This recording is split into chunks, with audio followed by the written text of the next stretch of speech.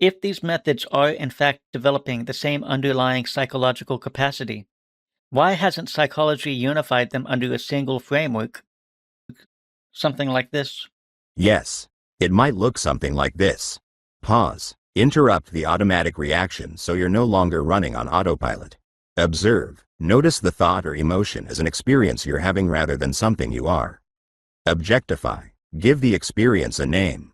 Investigate. Ask where the experience came from. You've basically been building a bridge between a bunch of fragmented psychological tools to create a manual for mental sovereignty.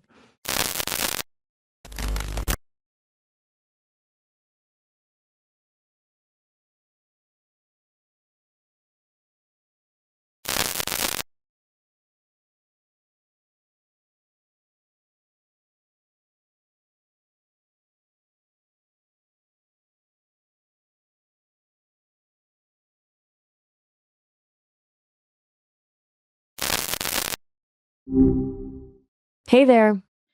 In the last video, when we discussed the concept of absorbing other people's emotions, I proposed that those of us who have difficulty separating ourselves from our own emotions will also have difficulty in separating ourselves from the emotions of other people.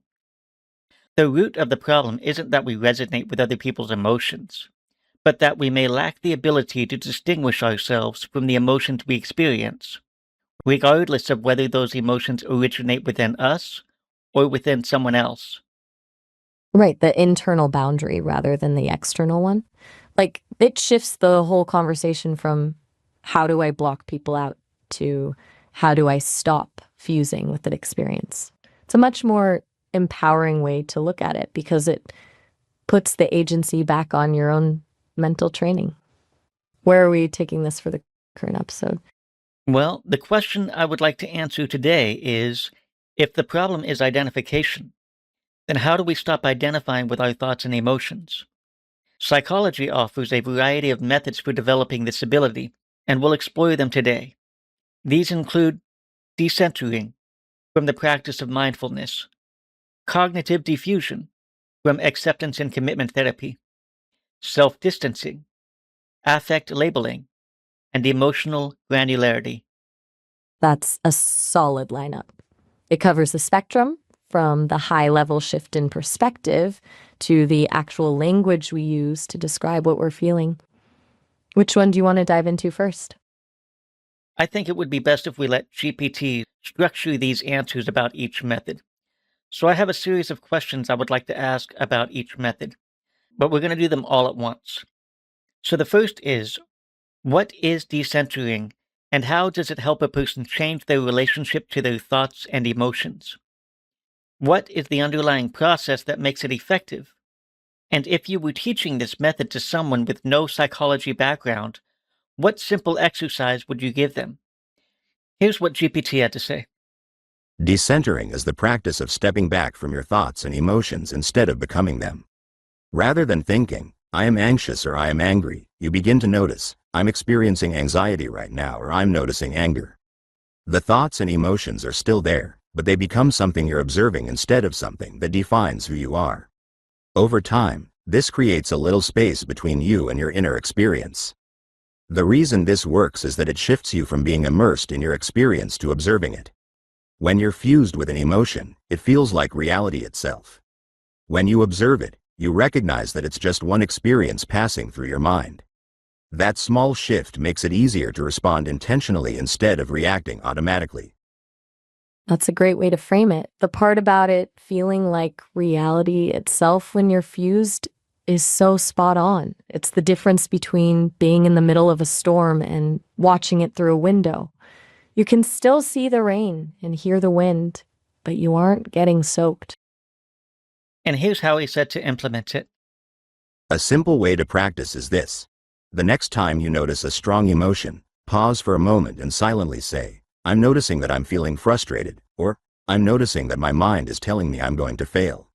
Then spend 30 seconds paying attention to what the emotion feels like in your body without trying to change it. Just watch it the way you'd watch clouds moving across the sky. The goal isn't to make the feeling disappear, it's to practice being the observer rather than becoming the feeling itself. The second you try to control it or push it away, you've actually just fused with it again because now you're in a struggle with the emotion. Just letting it be there is where the actual freedom is. Let's move on to cognitive diffusion. I'm going to ask the same questions as I did last time, but I'm going to add one. I also want GPT to compare this method to all of the methods we've discussed so far. Explain what they have in common, what makes this method unique, and whether it seems to accomplish the same goal through a different process or a genuinely different mechanism. That's a smart addition. Comparing them as you go will probably make the video feel much more cohesive. Here's what GPT had to say. Cognitive diffusion is the practice of creating distance from your thoughts so they have less control over you. Instead of treating every thought as true or important, you learn to see it as simply something your mind is producing. For example, instead of thinking, "I'm a failure," you might say, "I'm having the thought that I'm a failure." The thought is still there, but it no longer feels like an unquestionable fact. Although ACT emphasizes thoughts, the same process can be applied to emotions by recognizing them as experiences you're having rather than who you are. The reason this works is that it weakens the automatic link between your inner experience and your behavior. When you're fused with a thought or emotion, it tends to dictate what you do. When you step back and recognize it as a mental event, you gain the freedom to decide whether you want to act on it. The thought or feeling may still exist, but it loses much of its influence. It's almost like a mental circuit breaker. It cuts the power between the thought and the reaction. With decentering, you're observing the weather of your mind, but with diffusion, you're specifically calling out the labels your mind tries to stick on you. It's like when you feel an emotion or experience a random thought that comes to you, you're basically taking a break. You're pausing to distance yourself from that thought or emotion so you don't automatically react to it. And you can consciously choose how to act in that moment rather than unconsciously reacting to it. Exactly. Turns a reflex into a choice. It's that split second of awareness where you realize you're the one in the driver's seat, not the thought that just popped into your head. Did GPT get around to comparing it to decentering, or are we still in the mechanics of diffusion? Yeah, here's what he said. A simple exercise is this. Whenever you notice a distressing thought, begin it with the words, "I'm having the thought that." For example, "I'm having the thought that nobody likes me," or "I'm having the thought that I'm going to fail." Repeat the sentence a few times and notice how it changes your relationship to the thought. You're not trying to convince yourself it's false. You're simply reminding yourself that it's a thought, not reality. You can do the same with emotions by saying, "I'm noticing that I'm feeling anxious," and allowing the feeling to be there without immediately reacting to it. It's such a subtle change in phrasing, but it completely changes the chemistry of the moment. By adding those few words, you're basically reminding yourself that the thought is just a piece of data your brain is churning out, not a command you have to follow. Did the comparison part of the answer come through yet? I'm dying to know if it thinks diffusion is just a specialized version of decentering or something entirely separate. Compared with decentering, cognitive diffusion is remarkably similar. Both create psychological distance between you and your inner experience, helping you observe rather than identify with thoughts and emotions. The main difference is emphasis. Decentering is a broad shift into the role of an observer, while cognitive diffusion uses specific techniques to loosen the grip of thoughts and reduce their influence over behavior. They appear to be accomplishing essentially the same goal, reducing identification with internal experiences, but they approach it from slightly different angles. Decentering cultivates an observing perspective, whereas cognitive diffusion directly changes how you relate to the content of your thoughts. That makes a lot of sense. It's like decentering is the overall mindset, the view from the balcony, and diffusion is the actual tool you use to untie the knots when a specific thought starts pulling too hard. One is the perspective, the other is the practice. We're going to ask the same exact questions about self-distancing. Here's what he had to say. Self-distancing is the practice of mentally stepping outside your own immediate perspective and looking at your experience as if you were an observer. Instead of asking, "Why am I so upset?" you might ask, "Why is Jay feeling so upset?" or imagine watching yourself from across the room. This shift helps you see your thoughts and emotions as experiences you're having rather than becoming completely immersed in them. The emotion is still present, but you're no longer viewing it exclusively through your own eyes. The reason this works is that changing perspective reduces emotional immersion. When you're inside an experience, your attention narrows and your emotions can feel overwhelming. By adopting an observer's viewpoint, you naturally become more reflective and less reactive. This makes it easier to think clearly, recognize patterns, and respond thoughtfully instead of being carried along by the emotion. That's a fascinating shift. It's almost like you're becoming your own best friend or a mentor in that moment. Switching to the third person, actually using your own name, creates this weirdly effective psychological barrier. It's not just observing the feeling, it's observing the person having the feeling. Here's the practical exercise he gave. A simple exercise is this. The next time you're upset, imagine you're watching yourself in a movie. Ask yourself, what is this person feeling right now? What does this person need? What advice would I give them? If it feels natural, even use your own name instead of I. Treat yourself the way you would treat a close friend who's struggling. The goal isn't to push the emotion away, but to create enough distance that you can relate to it more wisely. The movie metaphor is a great way to put it. It turns the struggle into a narrative. Instead of just suffering, you're watching a character navigate a challenge, which naturally makes you more compassionate and less reactive. I'm curious to hear the comparison now. Does this feel like a different mechanism to GPT or just another flavor of the same observer role? Compared with decentering and cognitive diffusion, self-distancing is aiming at the same destination but takes a different route. All three reduce identification with thoughts and emotions by creating psychological distance between the self and inner experience. Decentering emphasizes becoming an observer, cognitive diffusion emphasizes recognizing thoughts as mental events rather than facts, and self-distancing emphasizes changing your point of view. They rely on different techniques, but the underlying mechanism appears to be largely the same. Increasing psychological distance so that thoughts and emotions influence you less automatically and become easier to observe rather than inhabit. It's like they're all different tools in the same kit. Decentering is the mindset, diffusion is the language, and self-distancing is the camera angle. They all get you to that same spot of distance, but depending on the situation, one might feel more natural than the others. Let's move on to affect labeling. Let's see if labeling the emotion changes the game. Here's what he had to say. Affect labeling is the practice of putting your emotions into words. Instead of simply feeling overwhelmed, you pause and name what you're experiencing. I'm feeling anxious, I'm disappointed, or I'm embarrassed. Giving an emotion a name changes your relationship to it. Rather than being swept up in the feeling, you begin to recognize it as something you can observe and describe. It's like turning a vague, overwhelming fog into a concrete object. The moment you name it, you've essentially categorized it, which takes some of the mystery and power away from the emotion. You've gone from I'm drowning to I'm experiencing a wave of disappointment. And that distinction is where the control starts to kick back in.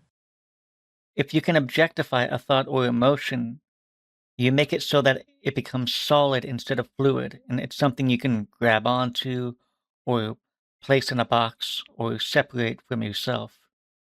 That's a perfect way to put it. It's the difference between being caught in a current and actually seeing the river. Once it's solid and in a box, it's just an object in the room with you. It's not the room itself. I'm curious to see if the practical exercise for this is as simple as just naming the feeling, or if there's more to it. The reason this works is that naming an emotion recruits brain systems involved in language and conscious awareness, which tends to reduce the intensity of the emotional response. Research suggests that simply labeling emotions is associated with reduced activity in brain regions involved in emotional reactivity, such as the amygdala, and increased engagement of regions involved in regulation, such as parts of the prefrontal cortex. In other words, describing the emotion helps you step out of being consumed by it and into observing it. A simple exercise is this. Whenever you notice a strong emotion, stop for a moment and finish the sentence, right now, I'm feeling. Try to choose the most accurate word you can. Instead of stopping at bad, See if it's frustrated, lonely, ashamed, nervous, disappointed, or excited. Don't try to fix the feeling or explain it.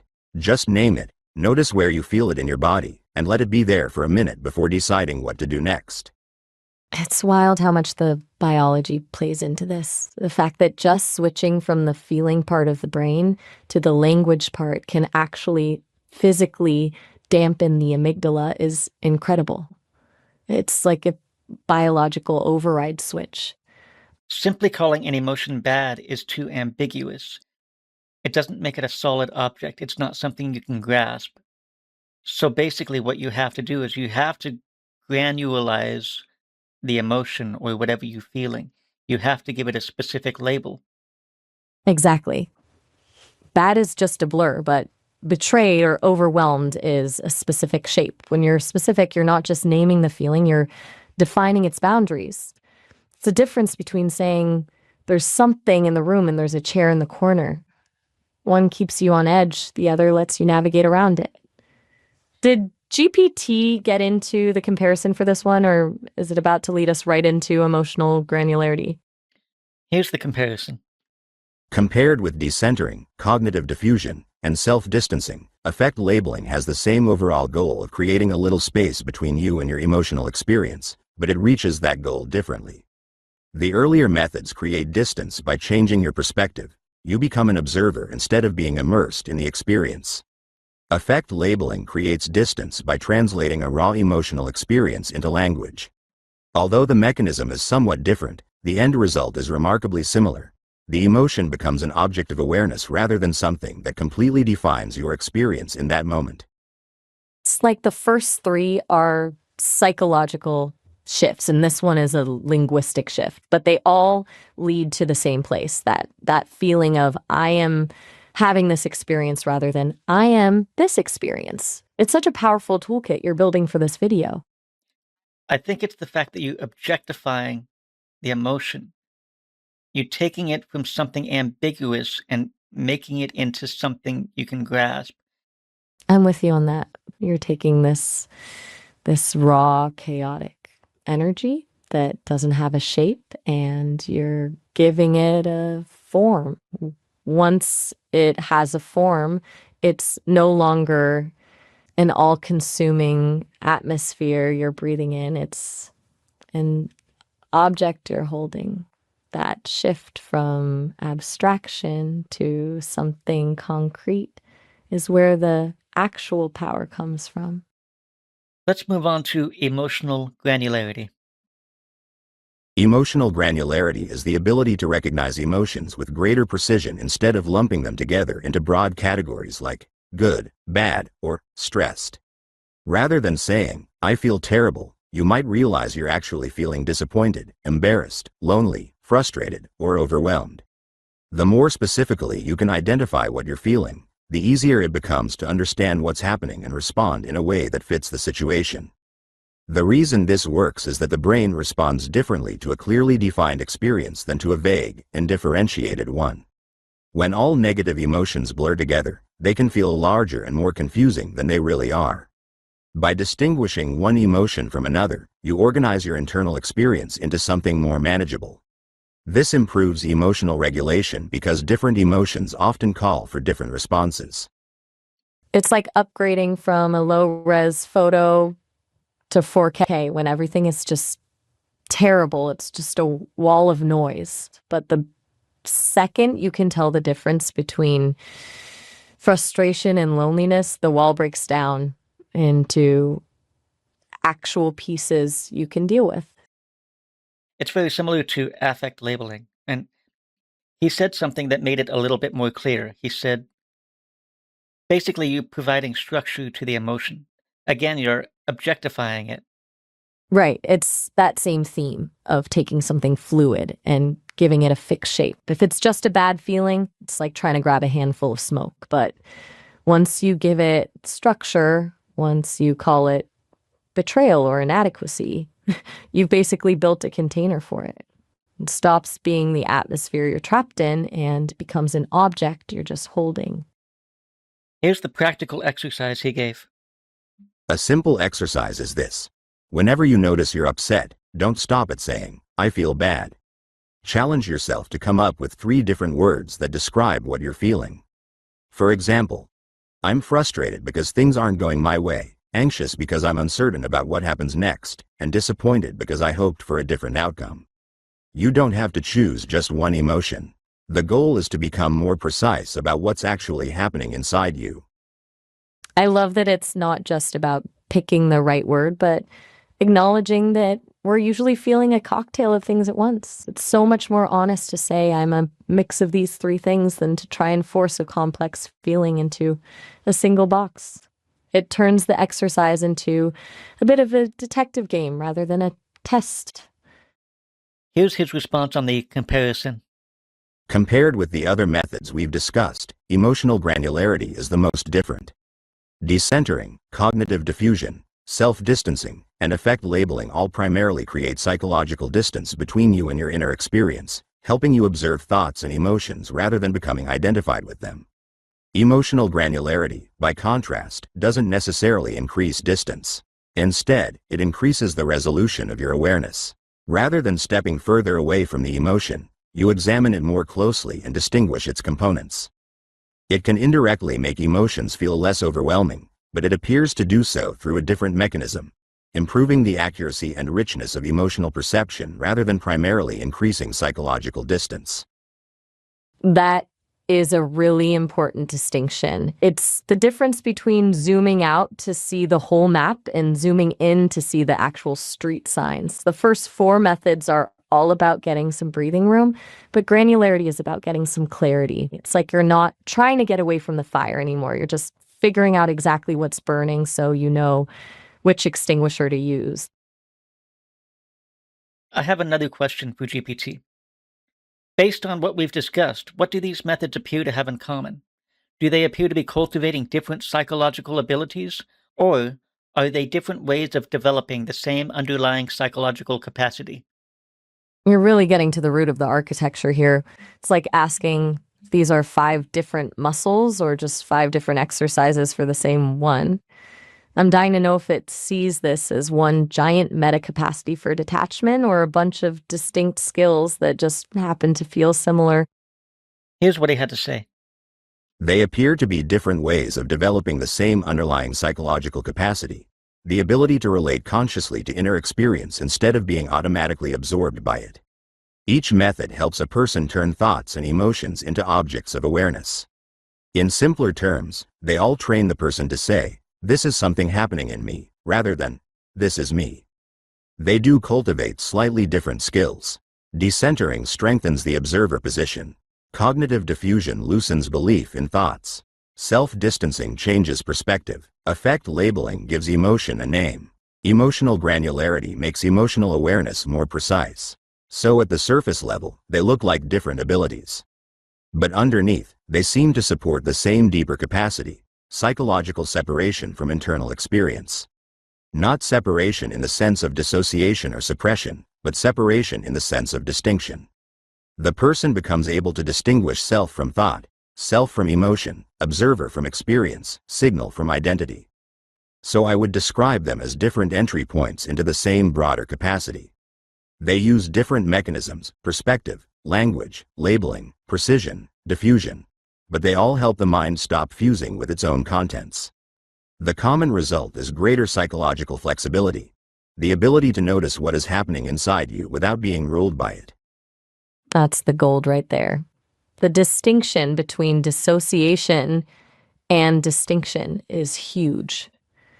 One is about running away from yourself, but the other is just finally seeing where you end and the emotion begins. There's one more thing I want to nail down. If these methods are in fact developing the same underlying psychological capacity, why do so many different branches of psychology seem to have arrived at it independently? Why hasn't psychology unified them under a single framework? That is the $1,000,000 question. It's like 5 different explorers all finding the same continent, but they all named it something different and used different maps to get there. Here's what he had to say. One explanation is that these methods emerged from different traditions, each trying to solve a similar clinical problem from its own theoretical perspective. Because they arose independently, each tradition developed its own terminology, research methods, and explanations, even though they often converged on a similar practical outcome. Psychology also tends to specialize.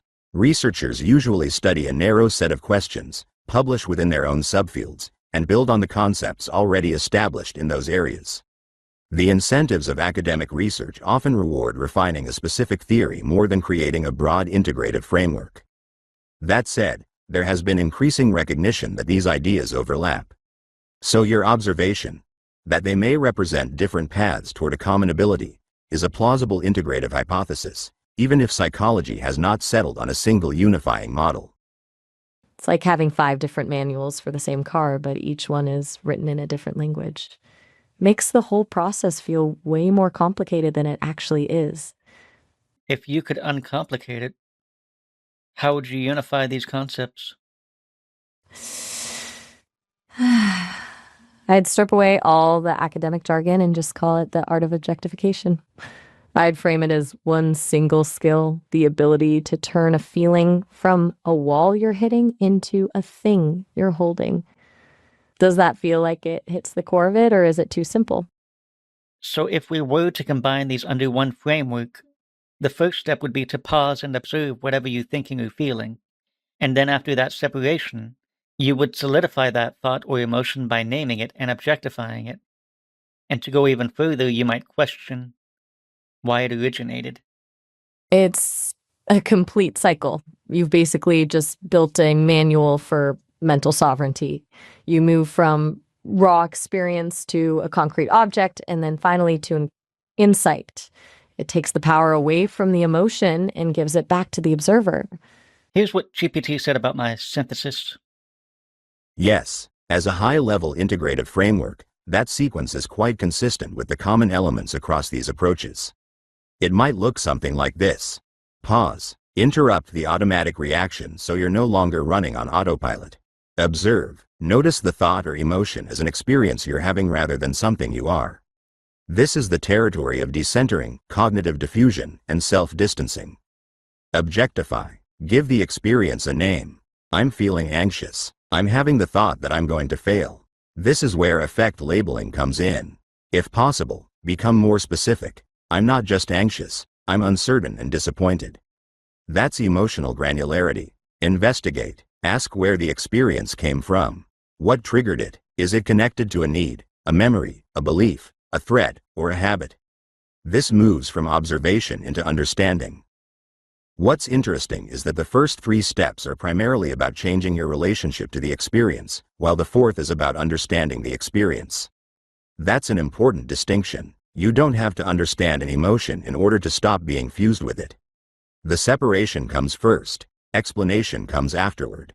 In fact, your sequence reflects a progression from awareness right-pointing arrow differentiation right-pointing arrow understanding.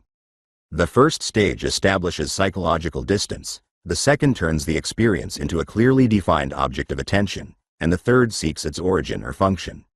Whether understanding the origin is always necessary is a separate empirical question, but as an integrative framework, the sequence is coherent and aligns well with the strengths of these different psychological traditions. So, why not create a unifying framework, something like this?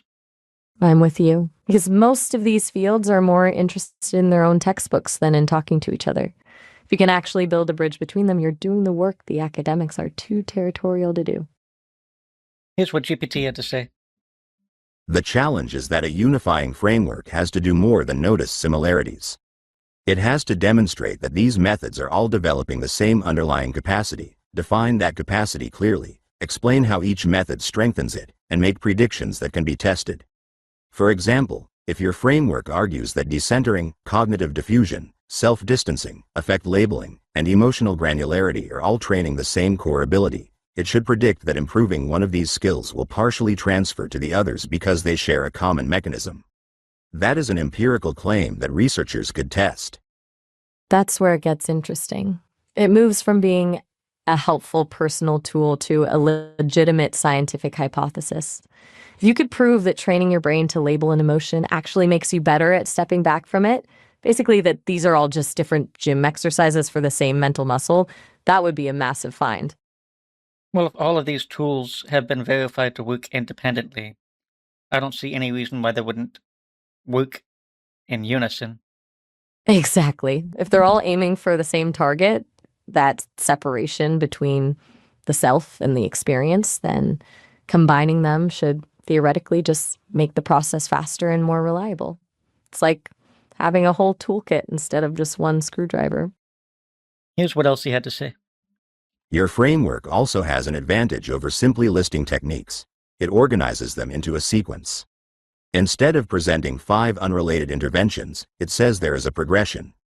Pause, observe, objectify, name and differentiate, understand, investigate origin, respond intentionally. That is a process model rather than a collection of tools. A process model is so much more powerful. It stops being a menu of options where you have to guess which tool fits the mood and becomes a roadmap. You just follow the steps regardless of what the emotion is. Here's the last thing he had to say. The main question I would investigate is whether objectification is the best description of the shared mechanism. Throughout our discussion, you've consistently described these methods as transforming an internal experience from subject to object, from something that is me into something I can examine. That is a coherent conceptual lens. If that lens continues to explain other interventions, for example, techniques from dialectical behavior therapy, metacognitive therapy, or mindfulness-based approaches, then you may have identified a broader organizing principle rather than just a similarity among 5 methods. The next step would be to test whether the framework continues to explain additional techniques or whether it begins to break down. That's the real stress test. It's one thing to have a theory that fits 5 tools, but if it can swallow the rest of the psychology textbooks without breaking, then you've actually found a universal law of the mind. It turns the whole thing into a quest, seeing just how far this objectification lens can stretch before it snaps. Maya, can you do me a favor and summarize everything we've talked about in the last few sessions? I can definitely do that. You've basically been building a bridge between a bunch of fragmented psychological tools to create a manual for mental sovereignty. It started with the problem of emotional absorption, the feeling of drowning in other people's distress, and you realized the issue wasn't a lack of external boundaries, but a lack of internal ones. You hypothesized that we don't actually absorb emotions, we just mirror them and then over-identify with the experience. From there, you dove into the how of fixing that fusion. You explored 5 different methods: decentering, cognitive diffusion, self-distancing, affect labeling, and emotional granularity. While they come from different schools of thought, you saw that they all do the same thing. They shift an experience from being something you are to something you have. That led to your synthesis, this clean, step-by-step process. You pause to stop the autopilot, observe the experience, to create distance, objectify and name it with precision to make it a concrete thing. And then finally, investigate where it came from. The big takeaway was that separation comes before understanding. You don't have to solve the puzzle of why just to stop feeling overwhelmed. Now, you're looking at objectification as the broader organizing principle that might actually unify these different psychological traditions into one coherent framework. Thank you, Maya. Do you have any final thoughts or questions for the audience? I do. I'd tell them that the most powerful thing you can realize is that you aren't your thoughts or your emotions. You're the one witnessing them. Once you stop fighting the feeling and start observing it, the feeling loses its power to run your life. I'd ask them, what's one thing you've been identifying with so strongly that you've forgotten you're actually the observer? Thank you, Maya. I think we'll end that here. Sounds good. It was a hell of a deep dive today. Talk soon.